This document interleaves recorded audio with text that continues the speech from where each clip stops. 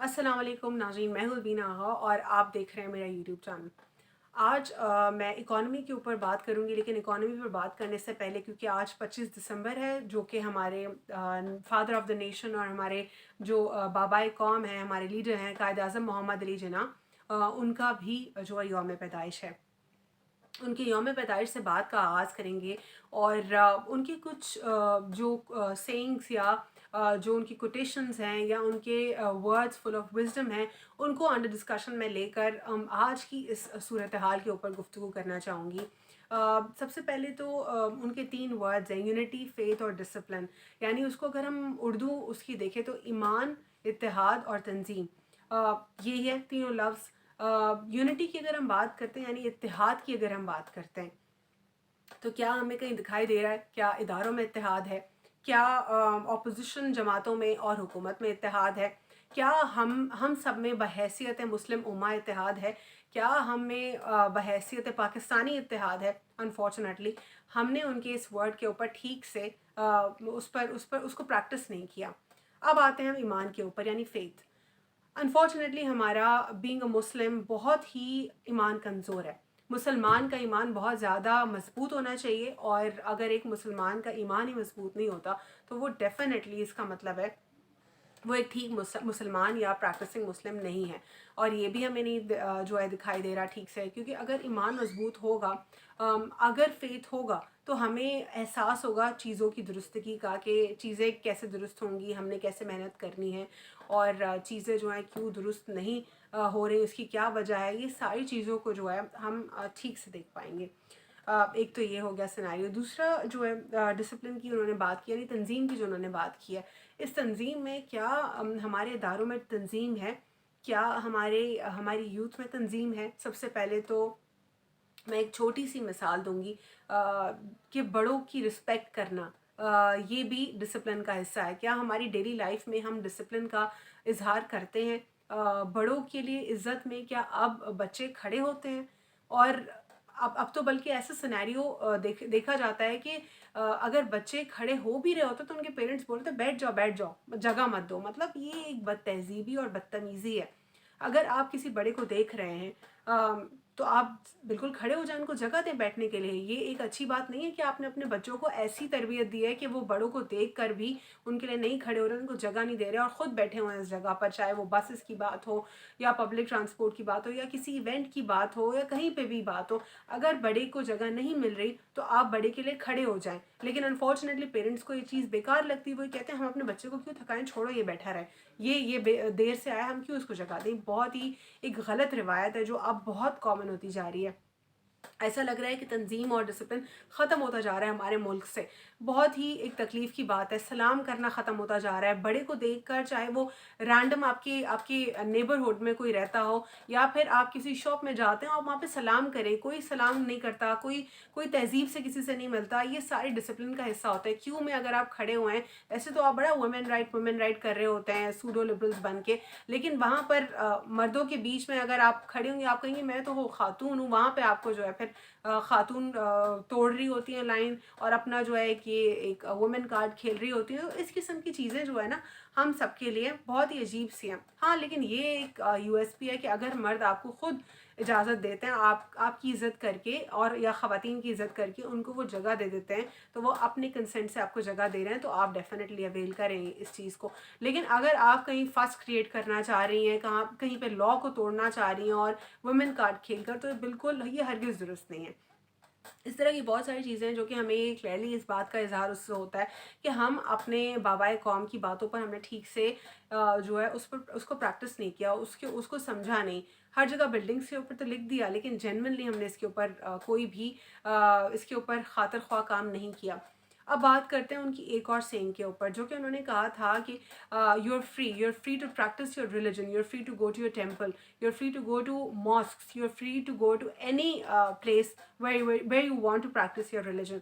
यानी उन्होंने माइनॉरिटीज़ को कहा था कि आप अपने रिलीजन को प्रैक्टिस कर सकते हैं जहाँ पे भी आप जा रहे हैं। अल्हम्दुलिल्लाह माइनॉरिटीज़ बहुत सुख से हैं पाकिस्तान में, उनको कोई तकलीफ़ का सामना नहीं करना पड़ रहा। بعض اوقات کچھ ایسے آتے ہیں فورس کنورژن کے کچھ کیسز آتے ہیں جو کہ سندھ سے رپورٹ ہوتے ہیں انفارچونیٹلی. اس کے اوپر بھی اکثر و بیشتر کنٹروورسی آ جاتی ہے. وہ ایک لو کیس ہوتا ہے جس کے اوپر ڈیفینیٹلی لوگ بات کرتے ہیں کہ کیوں ہوتا ہے پیار میں, کیوں اس طریقے سے ان کو کنورٹ کر دیا جاتا ہے. اب یہ اپنے کنسینٹ سے اگر کوئی کنورٹ ہو رہا ہے تو اس کے اوپر تو ہم ڈبیٹ نہیں کر سکتے, لیکن اگر کسی کو زبردستی کیا جا رہا ہے, فورسفلی کیا جا رہا ہے خدا نخواستہ, تو یہ بہت غلط ہے, کیونکہ اسلام میں فورس کنورژن جو ہے اس کی اجازت ہے ہی نہیں. آپ کسی کو کر ہی نہیں سکتے فورسفلی کنورٹ. تو یہ سارا سینیریو ہے جو کہ ہم دیکھ رہے ہیں, بہت زیادہ کلیئر ہے, واضح ہے, لیکن انفارچونیٹلی بہت ساری ایسی چیزیں ہیں جہاں پہ ہمیں دیکھ رہے ہوتے ہیں کہ مائنورٹیز تو سیف ہے, لیکن بعض اوقات مائنورٹیز بھی کچھ ایسا کر جاتی ہیں انفارچونیٹلی. سب کی بات میں نہیں کر رہی, لیکن کچھ ایسے یا یوز ہو جاتے ہیں یا کچھ ایسا کر دیتے ہیں کہ جس سے پاکستان کا نام خراب ہو جاتا ہے. فار انسٹنس چھوٹی چھوٹی باتوں کو وہ اگر اتنا زیادہ بڑھاوا دے دیتے ہیں یا کچھ کرتے ہیں, تو یہ اس چیز سے بھی ان کو بھی گریز کرنے کی ضرورت ہے, کیونکہ پہلے وہ پاکستانی ہیں, اس کے بعد جو ہے وہ کسی اور ریلیجن سے ہیں. تو یہ سارا جو ہے ہم سینیریو دیکھ رہے ہیں جہاں پہ مجھے بہت تکلیف سے میں نے آج یہ باتیں کی ہیں, کیونکہ یہ قائد اعظم محمد علی جناح کی پیدائش کا دن ہے, اور انہوں نے جس پاکستان کا خواب دیکھا تھا انفارچونیٹلی ویسے پاکستان میں ہم لوگ نہیں ہیں. اب بات کریں گے ہم کچھ اسٹیٹ بینک آف پاکستان کے حوالے سے, اور میں اکانومی کے اوپر آؤں گی. میں اسٹیٹ بینک آف پاکستان اور پاکستان بیورو اسٹیٹسٹکس کی اس لیے بات کرنا چاہ رہی ہوں, یہ دو حکومتی ادارے ہیں, اور جتنی بھی اسٹارٹس ہوتی ہیں وہ پاکستان بیورو آف اسٹیٹسٹکس کے ہی حوالے سے ہوتی ہیں, اور ان کی اوتھینٹک ہوتی ہیں.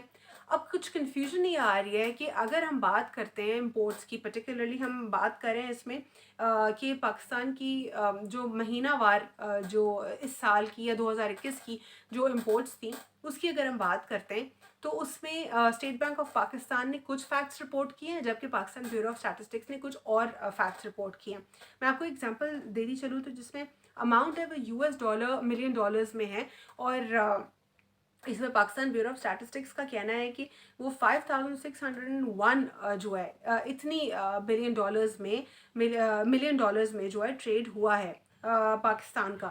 یہ جولائی کی سٹیٹس ہیں, جبکہ اسٹیٹ بینک آف پاکستان کہتی ہے 5399, یعنی ڈفرینٹ کوٹیشن آ گئی, ڈفرینس آیا نا, کہ بیورو آف اسٹیٹسٹکس کہہ رہے ہیں 5601, جبکہ اسٹیٹ بینک آف پاکستان کہہ رہے ہیں 5399.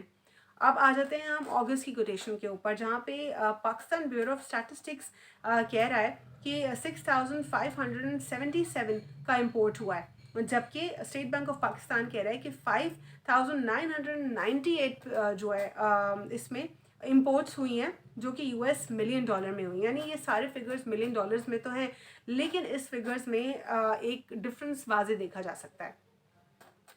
اب یہ جو ڈفرینس دیکھا گیا ہے اس میں کنفیوژن یہ ہے کہ کیا اسٹیٹ بینک آف پاکستان کی سٹیٹس درست ہیں, یا پھر اس میں پاکستان بیورو آف اسٹیٹس کی یا بیورو آف اسٹیٹسٹکس کی جو سٹیٹس ہیں وہ درست ہیں. تو اب اس میں سوال یہ ہے کہ جو ہم مہینے کا جو کہتے ہیں کہ اوور آل راؤنڈ اپ, وہ سٹارٹ میں ہی جو ہے پاکستان بیورو آف اسٹیٹسٹکس جو ہے اس کے اوپر کام کرتی ہے, اور وہ سبمٹ بھی ہو جاتا ہے, اور وہ ساری سورسز سے اکٹھا ہو کے ہوتا ہے. اس کے علاوہ جو اسٹیٹ بینک آف پاکستان ہے وہ کچھ سورسز کو اگنور کرتا ہے, جس کی وجہ سے جو اسٹیٹ بینک آف پاکستان ہے اس کے نمبرز کم دکھائی دے رہے ہیں, جبکہ جو پاکستان بیورو آف اسٹیٹسٹکس ہے اس کے نمبرز ہر جگہ پہ آپ کو زیادہ دکھائی دیں گے.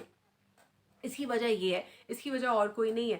تو اس کی وجہ یہ ہے کہ جو زیادہ ایفیشینٹلی جو کام کر رہا ہے وہ obviously Pakistan bureau of statistics ہی کام کر رہا ہے, لیکن اس کے اوپر بات کرنے کی وجہ یہ ہے کہ کچھ کنفیوژن کریٹ نہ ہو لوگوں میں, اور اداروں میں بھی کنفیوژن کریٹ نہ ہو. ان دونوں میں سنکرونائزیشن ہونی چاہیے, کمیونیکیشن ہونی چاہیے, اور تاکہ لوگ کنفیوز نہ ہو کہ ان کو کس کی بات سننی ہے, کس کی بات دیکھنی ہے, اور کیسے کرنی ہے. یہ ساری چیزیں جو ہیں بہت زیادہ امپورٹنٹ ہے. اب اس پورے سینیریو میں جہاں پہ ہم دیکھ رہے ہیں کہ یہ چیز بہت واضح دکھائی دے رہی ہے, تو اس میں یہ چیز بھی بہت امپورٹنٹ ہے کہ ہمیں یہ بھی جاننا چاہیے کہ اس سے امپورٹ کے اوپر کیا اثر ہو سکتا ہے, یا ایکسپورٹ کے اوپر کیا ہو سکتا ہے, یا جو روپی ڈیپریسیشن ہے وہ کہاں پہ देखा जा सकता है, डॉलर की प्राइसेस कैसे बढ़ सकती हैं, ये सारी चीज़ें जो फैक्टर्स हैं वो इंटरकनेक्टेड है इसके साथ, इसलिए फिगर्स आना बहुत ज़्यादा ज़रूरी होते हैं। मज़ीद जो है मैं इस पे यही कहना चाहूँगी कि जिस तरह गैस का मामला है, इकोनॉमिक सिचुएशन के हवाले से जहाँ से हम बात करें, तो गैस के मामले के ऊपर हमाद अज़हर साहब के हवाले से आपने स्टेटमेंट सुना होगा, और जो प्रोसीडिंग्स हैं कोर्ट में वो भी जारी हैं, और हुक्म इम्तनाई के हवाले से जो है आपने सारी प्रोसीडिंग्स देखी होंगी। साथ ही साथ 30 दिसंबर को नेक्स्ट प्रोसीडिंग होगी जो कि गैस के मामले को रिजॉल्व करने के लिए है, ख़ास तौर पर सिंध और कराची का जो मामला है उस पे, और जो एसएसजी के चेयरमैन हैं उनको मदऊ किया गया है अगली प्रोसीडिंग में, ताकि वो अपना मौक़िफ़ पेश कर सकें कि आखिर कराची में क्या वजह है, क्यों सप्लाई नहीं आ रही, और जो हमारे साहब जो कुछ स्टेटमेंट्स दे रहे हैं उनमें कितनी सदाकत है और कैसे इस मामले को फिक्स किया जा सकता है। इसके ऊपर 30 दिसंबर को प्रोसीडिंग होगी। आज के लिए इतना ही। अल्लाह हाफ़िज़। God bless you all.